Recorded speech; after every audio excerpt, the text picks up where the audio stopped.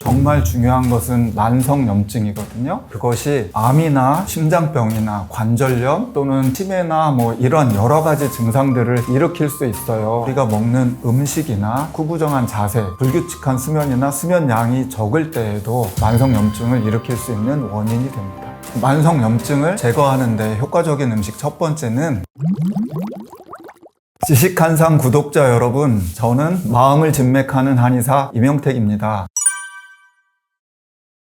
염증에는 4가지 증상이 있거든요. 여러분들 이렇게 뾰루지 생각하면 돼요. 빨갛잖아요. 그래서 발적, 그리고 가려움이 통증이 있어요. 또 거기 부풀어 올라가지고 부종이 있고 튜머라고 해가지고 종창처럼 이렇게 곱는 이런 증상들이 있어요. 근데 이런 것들은 급성염증에 속하거든요. 뭔가가 이제 들어왔을 때 우리가 그걸 죽이든지 내보내든지 방어하기 위해서 나타나는 염증이에요. 그래서 급성염증은 우리가 피곤하거나 뭘 잘못 먹었을 때 뾰루지가 났다가 없어지는 것처럼 났다 없어졌다 하기 때문에 이건 큰 문제가 안 돼요. 근데 이제 정말 중요한 것은 만성염증이거든요. 오랫동안 우리 몸에서 염증 물질을 만들어내면서 그것이 암이나 심장병이나 관절염 또는 치매나 이런 여러 가지 증상들을 일으킬 수 있어요. 근데 이 만성염증은 티가 잘 나지 않아요. 서서히 움직이기 때문에. 그리고 만성염증 물질을 처리를 해야 되거든요. 노폐물처럼 배출을 해야 되는데 그 배출 능력이 노화되면서 떨어져요. 그래서 나이 들수록 만성염증을 더 조심해야 됩니다.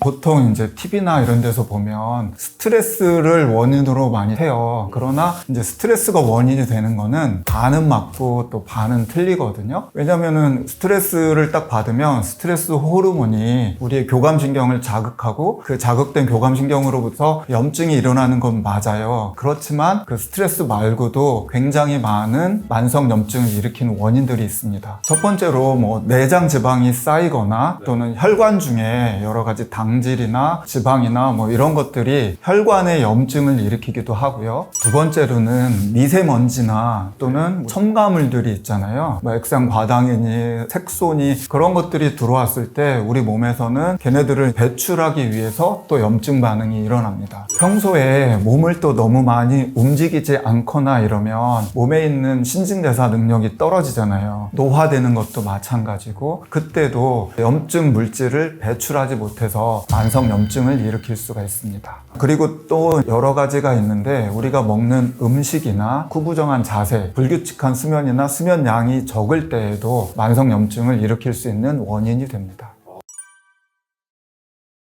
만성염증을 제거하는 데 효과적인 음식 첫 번째는 현미입니다. 왜 현미를 들었냐면 우리 한국인들이잖아요. 제일 많이 먹는 게 밥이에요. 사실 저도 음식을 갖고 티칭을 할 때 탄수화물을 좀 먹지 말라고 많이 하거든요. 단백질과 채소의 양을 늘리고 탄수화물을 최대한 줄이라고 하는데 우리가 탄수화물을 안 먹을 수가 없잖아요. 그리고 탄수화물도 보면 복합 탄수화물이 있고 단순, 정제 탄수화물이 있는데 설탕이나 밀가루, 흰 쌀밥 같은 경우에는 정제 탄수화물에 들어가 가지고 몸에 혈당을 갑자기 올린다든지 여러 가지 나쁜 증상들을 일으킬 수가 있어요. 근데 현미 같은 경우는 식이섬유가 많이 포함이 되어 있기 때문에 우리가 주식을 현미로 바꾼다면 장에서 식이섬유가 활동을 하고 여러 가지 염증들을 예방할 수가 있습니다. 두 번째는 이제 견과류예요. 견과류는 하나의 지방이거든요. 우리가 아까 탄수화물처럼 지방도 모든 지방을 안 좋다고 생각하는 경우가 있는데 지방에는 포화지방산과 이제 불포화지방산이 있는데 견과류는 불포화지방산에 속해가지고 건강한 지방이에요. 그래서 혈관에 있는 여러 가지 지질이나 이런 때 같은 것도 없애줄 수가 있고요. 중성지방과 콜레스테롤 수치를 낮춰서 혈관 염증 자체를 예방할 수가 있어요. 보통 견과류는 우리가 먹을 때 한 30g 정도 하루에 이제 먹으라고 하는데요. 생각보다 이게 양이 많아요. 그래서 한꺼번에 드시는 것보다는 조금 나눠가지고 분산해서 드시는 게 건강에는 더 좋습니다. 만성염증에 좋은 또 하나의 음식은 마늘과 양파예요. 다행히 우리 한국인들은 견과류도 그렇고 현미도 그렇고 어떻게 보면 마늘이랑 양파도 우리가 많이 먹는 음식이잖아요. 양파에는 그 알리신이라는 성분이 있거든요. 근데 이 알리신 성분은 항산화 성분으로 혈압을 낮춰주는 효과가 있습니다. 그래서 혈압을 혈압을 낮추게 되면 혈소판이 엉기는 것을 방지하고요. 혈액순환이 되니까 심장질환이나 뇌졸중을 낮출 수가 있고, 마늘에는 퀘세틴이라는 성분이 또 들어있어요. 이 퀘세틴 성분도 지방과 콜레스테롤이 혈관에 축적되는 것을 예방합니다. 세포 염증하고 이미 난 상처를 치료하는 데에도 도움이 돼요. 사실은 이 음식들을 자연 그대로 먹는 것이 효과는 제일 좋습니다. 그렇지만 우리가 이 마늘이나 양파 같은 경우에는 어른들은 괜찮지만 젊은 분들은 그 자체를 또 싫어하는 분들이 있어요. 그래서 마늘 같은 경우는 구워서 드시면 조금 도움이 될 것 같고, 양파 같은 경우는 식초에 절여서 드시면 그 양파 특유의 향도 좀 줄고 매운맛도 감소하기 때문에 훨씬 더 효과적으로 드실 수 있을 것 같습니다.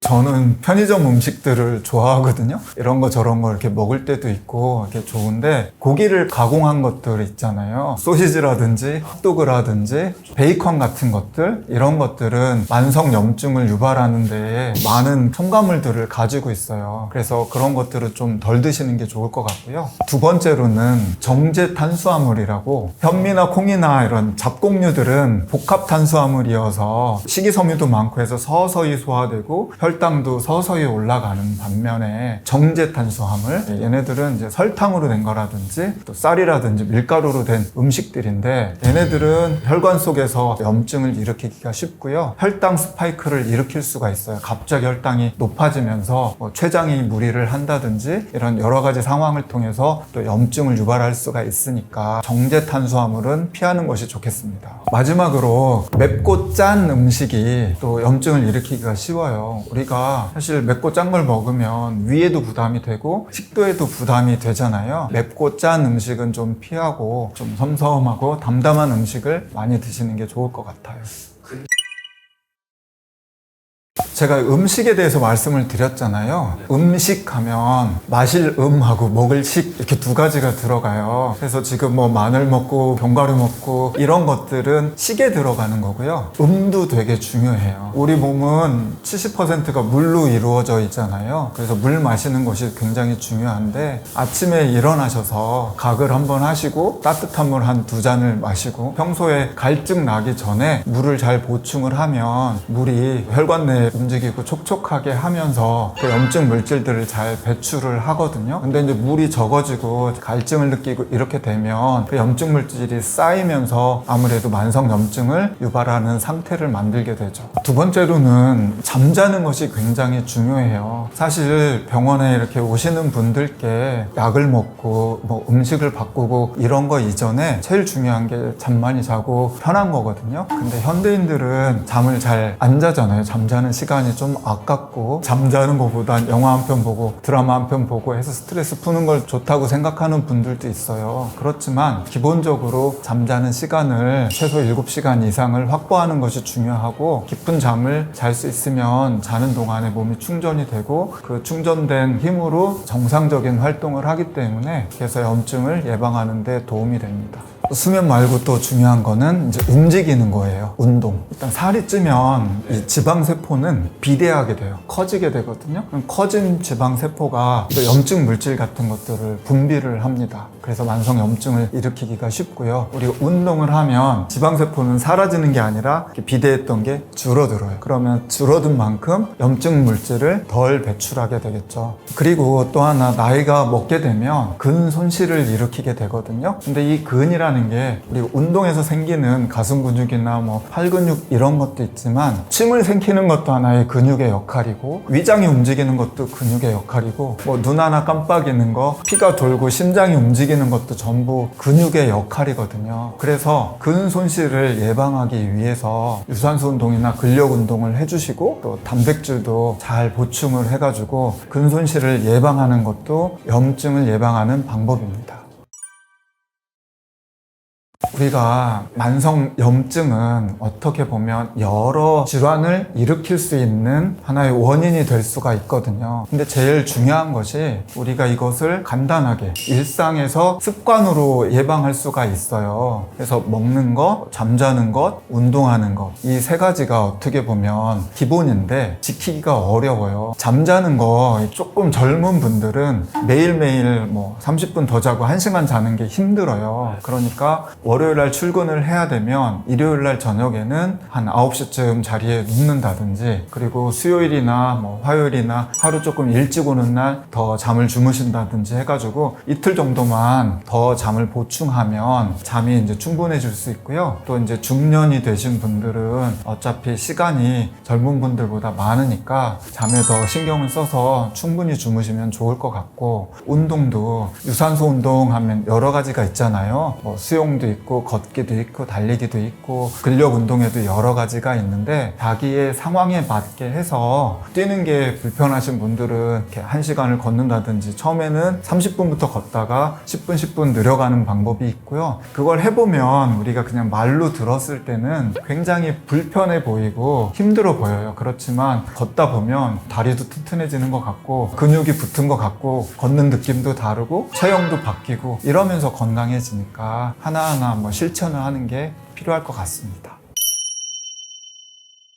시간이 지나면 자연스럽게 없어지는 이 급성염증과는 달리 끊임없이 생기는 미세염증을 만성염증이라고 합니다. 만성염증은 혈관을 타고 온몸을 돌아다니면서 매일 조금씩 우리 몸을 갉아먹다가 몸의 한계에 달하는 시점에 이르러서 드디어 임상 증상이 발현되는데, 이때는 너무 늦어서 되돌릴 수가 없게 되는 것입니다. 만성염증을 없애는 약은 약상자에 있는 것이 아니라 냉장고 안에 있습니다. 음식이라는 말이죠. 염증을 없애는 음식, 어떤 것이 있을까요? 그 중에 딱 한 가지를 꼽으라면 저는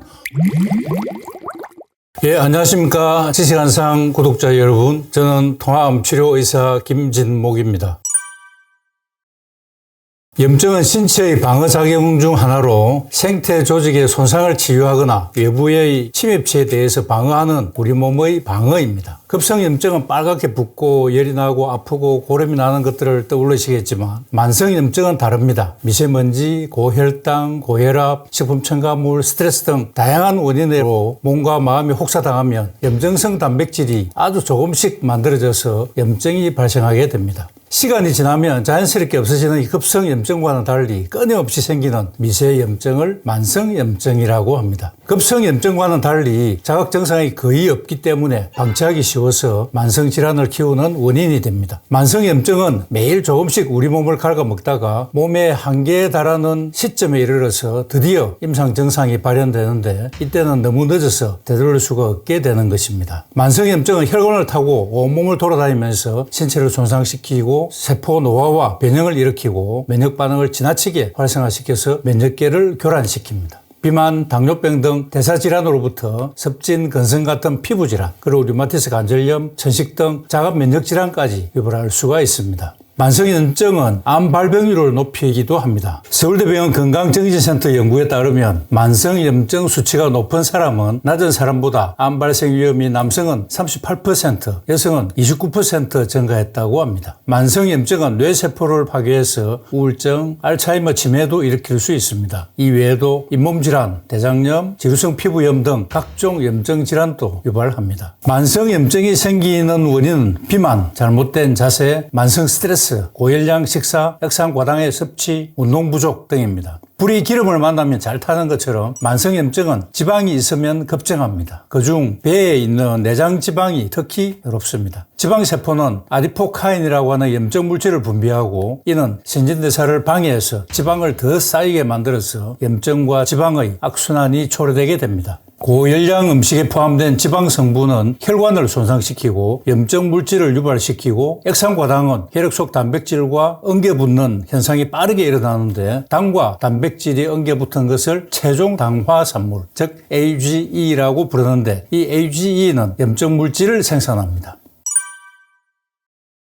만성염증을 없애는 약은 약상자에 있는 것이 아니라 냉장고 안에 있습니다. 음식이라는 말이죠. 염증을 없애는 음식 어떤 것이 있을까요? 여러분도 짐작하고 계시겠지만 첫 번째는 채소입니다. 양파와 마늘, 토마토, 당근, 양배추, 시금치, 버섯 등이고 향신료에 속하는 채소들 즉 강황, 계피, 박하 등이 있고 바질, 루꼴라, 민트 같은 허브도 포함됩니다. 두 번째로는 과일입니다. 우리나라에서 흔한 과일들인 사과, 수박, 귤, 딸기 등이 있고 세 번째로는 견과류와 씨앗이고 네 번째로는 오메가3가 많이 함유된 등푸른 생선, 아마씨, 들깨 등이고 다섯 번째는 커피와 녹차입니다. 그중에 딱 한 가지를 꼽으라면 저는 토마토를 들고 싶습니다. 토마토에는 라이코펜이 많이 함유되어 있는데 이 라이코펜이 대표적인 항산화 성분이라서 활성산소를 배출시켜서 세포를 건강하게 만들고 만성염증을 제거하는 데 효과적입니다. 만성염증을 제거해 주는 것 외에 남성들 특히 전립선 건강에 큰 도움을 줍니다. 그래서 여러 연구에서 전립선암 예방에 효과가 큰 것으로 밝혀져 있습니다. 그리고 라이코펜은 알코올이 분해되면서 나오는 독성 물질을 배출하는 역할도 하기 때문에 술 마신 후에 토마토 주스를 마신다든지 술안주로 토마토 요리를 추천합니다. 그리고 토마토 속의 비타민 K는 골다공증이나 노인성 치매 예방에 도움이 되고 비타민 C는 피부에 탄력을 줘서 잔주름을 예방하고 멜라닌 색소가 생기는 것을 막아서 기미 예방에도 효과가 뛰어납니다. 토마토 속의 칼륨은 체내 염분을 몸 밖으로 배출시켜서 짜게 먹는 습관이 있는 우리나라 사람들에게 도움이 되고 특히 고혈압 예방에 도움을 줍니다.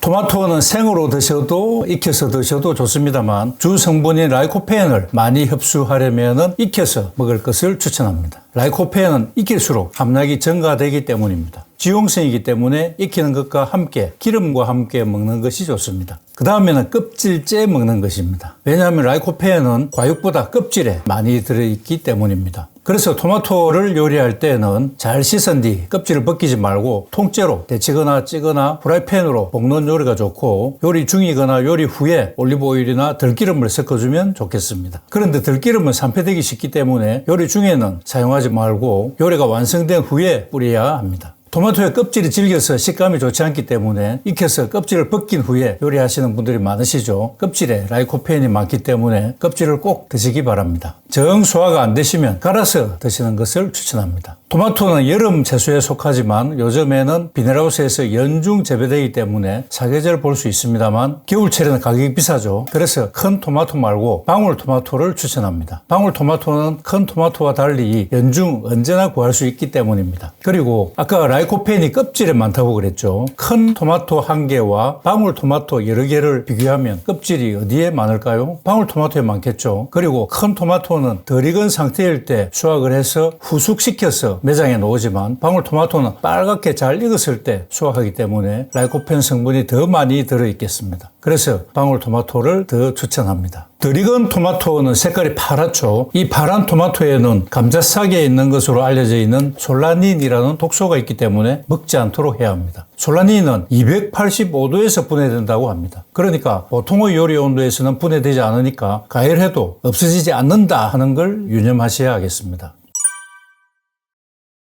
만성염증을 없애주는 음식으로 채소는 잎채소, 뿌리채소, 열매채소, 꽃채소, 순채소, 비늘줄기세포가 있습니다. 잎채소에는 배추, 양배추, 시금치, 상추, 파슬리, 샐러리 등이 있고 뿌리채소에는 무, 순무, 우엉, 당근, 감자와 고구마가 있고 열매채소에는 수박, 참외, 오이, 토마토, 딸기 등이 있고 꽃채소에는 꽃, 양배추, 브로콜리 등이 있고 순채소에는 아스파라거스, 죽순, 땅두릅이 있고 비늘줄기채소에는 마늘, 파, 양파, 부추 등이 있고 버섯 위에는 송이버섯, 목이버섯, 팽이버섯 등의 버섯이 있습니다. 채소와 과일은 거의 대부분 만성염증을 제거해주는 항산화 성분이 함유되어 있는데 항산화 효과의 정도를 나타내는 오라크 지수라는 게 있습니다. ORAC, 오라크 지수라는 게 있는데 오라크 지수로서 항산화 성분의 함유량이 많은 것부터 차례대로 나열해 드리자면 먼저 채소에는 비트가 100g당 오락 지수가 2274로 1위이고 그 다음에 시금치, 브로콜리, 양배추, 당근, 적피망, 콜리플라워, 녹색피망, 토마토, 콩의 순이었고 과일에는 크림베리가 오락지수 373으로 1위이고 다음으로 배, 붉은 포도, 사과, 체리, 딸기, 수박, 블루베리, 바나나, 청포도의 순이었습니다.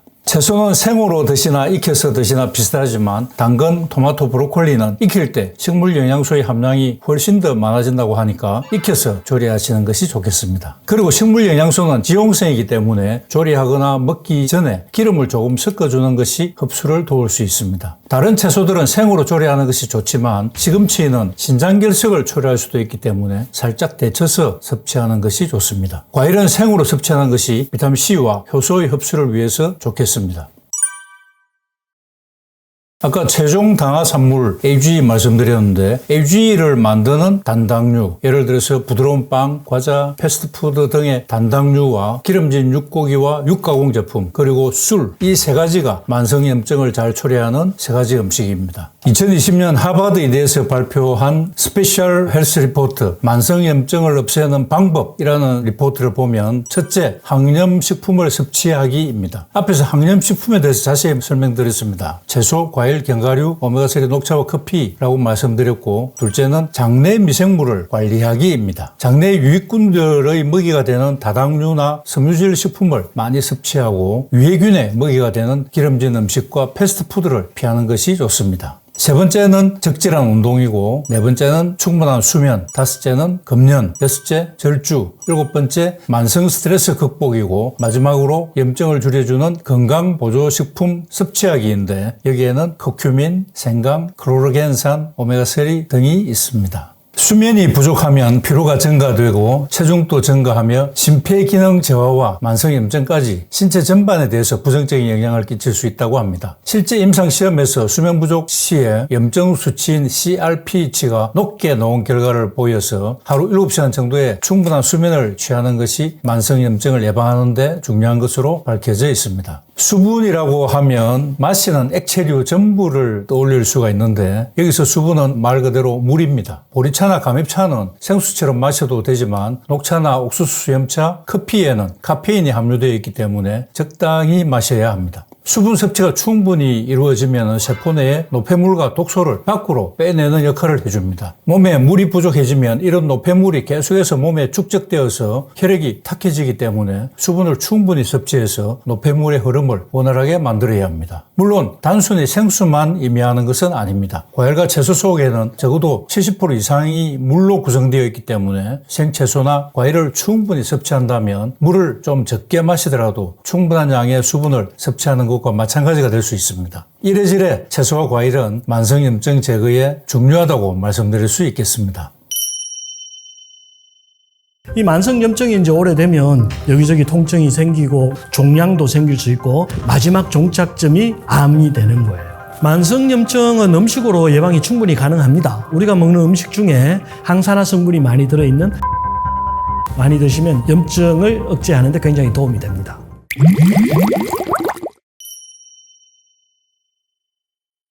사람이 건강하다, 질병이 생겼다를 구분하는 기준선이 염증입니다. 우리 몸에 뭔가 문제가 생기면 제일 먼저 생기는 변화가 염증이거든요. 그래서 염증이 처음 생기면 그걸 급성염증이라고 하고, 급성염증은 이제 금방 생긴 거니까 우리 몸의 면역력에 의해서 금방 회복이 돼요. 그런데 그 급성염증이 잘 낫지 않고 계속 지속적으로 염증 반응을 보이는 것을 만성염증이라고 하거든요. 이 만성염증이 이제 오래되면 여기저기 통증이 생기고 종양도 생길 수 있고 마지막 종착점이 암이 되는 거예요. 염증이라는 것이 근육에만 생기는 것은 아니고요. 피부에도 염증이 생기잖아요. 신경에도 염증이 생깁니다. 그래서 뇌신경에 염증이 생기죠. 염증이 생긴 곳은 그 부위가 손상이 되고 원래 있던 세포가 없어지고 약해지고 소실되는 거죠.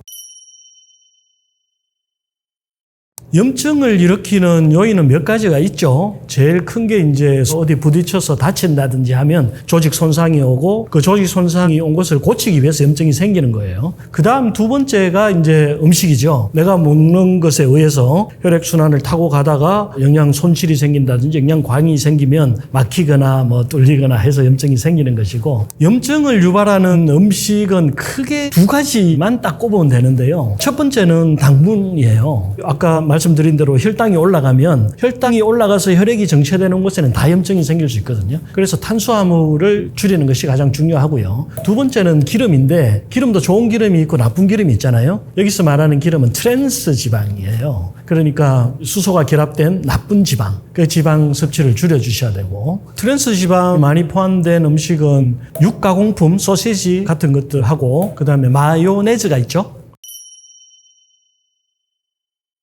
만성염증은 음식으로 예방이 충분히 가능합니다. 우리가 먹는 음식 중에 약간 쌉쌀한 음식들 있죠. 쓴맛을 가진 음식들이 되게 항산화 작용이 굉장히 강합니다. 그래서 그런 야채들 많이 드셔주시면 좋고요. 과일 얘기할 때 항상 항산화제 얘기하잖아요. 항산화 성분이라는 것이 식물이 자외선이나 벌레 그런 것들을 이겨내기 위해서 만들어내는 식물의 면역 물질이에요. 그 항산화 물질을 우리가 먹어서 우리 몸 건강에 도움을 받고자 하는 것이기 때문에 항산화 성분이 많이 들어있는 과일, 야채 많이 드시면 염증을 억제하는 데 굉장히 도움이 됩니다. 첫째, 베리류가 항산화력이 굉장히 강합니다. 딸기를 스트로베리라고 하잖아요. 블루베리도 있고 라즈베리도 있고 이렇게 베리라고 이름 붙은 음식들이 레스베라트롤이라는 성분이 들어있는데 주로 껍질에 들어있습니다. 그 보라색 껍질에. 그 성분이 이제 항암 작용, 항염증 작용이 굉장히 강하죠. 그래서 레스베라트롤을 섭취하기 위해서는 블루베리를 껍질째 먹는 것이 좋고요. 포도도 껍질을 좀 씹어 먹으면 레스베라트롤 성분 흡수하는 데 굉장히 도움이 됩니다. 둘째, 오메가3가 항산화력이 굉장히 강합니다. 오메가3는 특히 혈관에 도움을 많이 주는데요. 혈관의 염증을 제거하고 혈관 별개에 탄력을 주고 혈압을 낮춰주는 역할을 하죠. 그래서 우리가 살아가는데 가장 중요한 게 혈액이잖아요. 혈액이 미치지 못하는 곳은 염증이 생기게 마련이거든요. 그래서 혈액이 전신을 구석구석 잘 돌아다닐 수 있도록 만들어주는 영양분이 바로 오메가3입니다. 오메가3가 제일 많이 들어있는 음식은 등푸른 생선이죠. 고등어 같은 것들이고요. 그 다음에 들기름이 아주 많이 들어있고요. 아마씨에도 많이 들어있습니다. 셋째, 십자화과 식물인데요. 콜리플라워, 양배추, 케일, 청경채 이런 것들이죠. 십자화과 식물이 좀 쓰잖아요. 먹으면 그 쓴 성분이 항산화 작용을 하는 겁니다. 설포라판이라는 성분인데요. 이 설포라판 성분이 항염증, 항암 작용이 굉장히 강합니다. 교외에 만성염증을 제거하는 음식을 하나 더 추천드리면 ABC 주스가 좋습니다. 당근, 사과, 비트가 들어있는 주스죠. 당근이 베타카로틴이라는 항산화제가 들어있고요. 사과는 펙틴이라는 식이섬유가 들어있습니다. 비타민C도 풍부하고.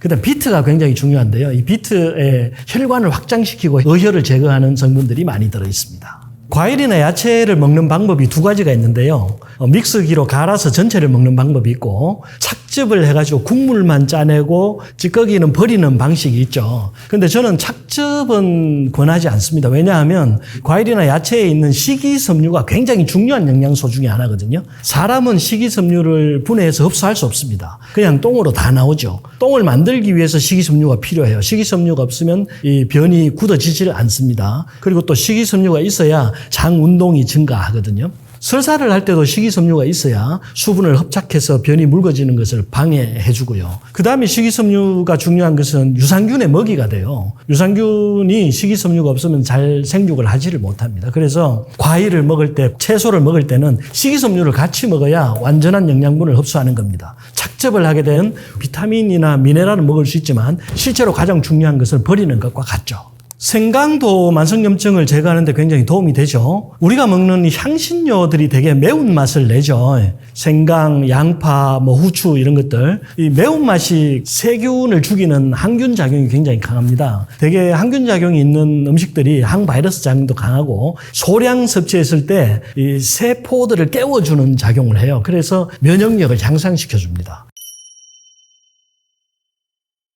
만성염증은 당뇨병과 관련이 굉장히 깊다고 말씀드렸는데요. 혈당이 올라가면 염증이 잘 생기거든요. 그래서 혈당이 올라간다는 그 자체가 인슐린 저항성을 불러왔다는 것을 말하고요. 인슐린 저항성이 생겼다는 것은 당을 사용하지 못한다는 것을 뜻하거든요. 그래서 인슐린 저항성이 왔다는 것은 혈관 속에 당분이 증가하고 있다는 걸 말하죠. 당분이 증가하면 인슐린이 과다 분비됩니다. 그래서 인슐린이 과다 분비될 때 염증이 생기는 것이죠. 인슐린 과다 분비를 막기 위해서 끊어야 될 음식은 딱 한 가지밖에 없습니다. 탄수화물이죠. 당분 섭취를 줄이면 인슐린은 나오지 않습니다. 고기는 아무리 먹어도 인슐린이 거의 나오지 않습니다. 특히 지방은 아무리 먹어도 인슐린이 나오지 않죠. 왜? 탄수화물이 전혀 없기 때문입니다. 그래서 당뇨병 환자들이 탄수화물을 줄이면서 육식은 무조건 독이라고 생각하기 때문에 같이 줄이는데, 탄수화물을 줄였을 때 영양분 보충을 해주기 위해서는 육식이나 좋은 기름은 조금 더 섭취해 주실 필요가 있습니다.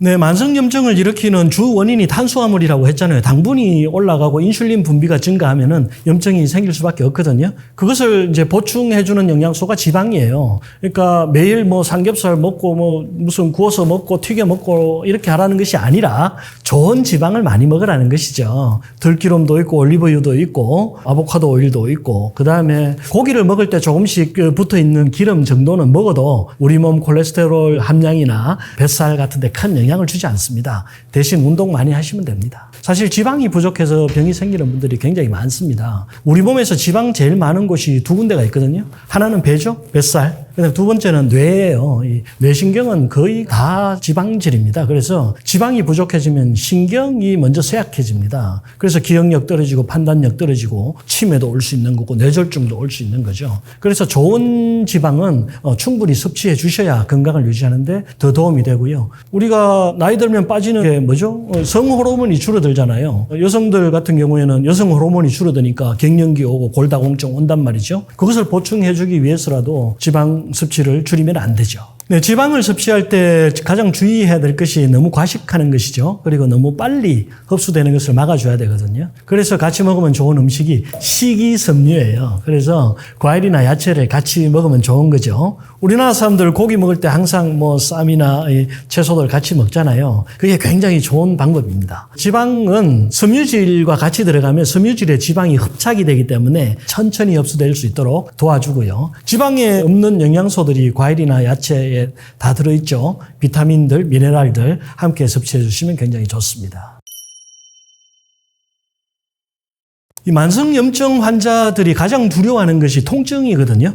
염증이 생기면 혈액순환이 잘 안 되고 노폐물이 쌓이기 때문에 그 부위에 통증이 생깁니다. 그래서 통증을 참지 못하시는 분들이 치료가 잘 안 돼요. 그래서 통증이 생기면 일단 진통제부터 찾아요. 진통제를 먹고 나면 아프지는 않은데 실제로 치료가 되는 것은 아니거든요. 진통제는 치료약이 아니에요. 그냥 통증을 잊게 해줄 뿐이죠. 그런데 통증을 잊어버리면 우리 몸에 그 알람 신호가 나오질 않으니까 내 몸의 면역 체계가 활성화되질 않습니다. 그래서 자연 치유력이 꺾이게 되죠.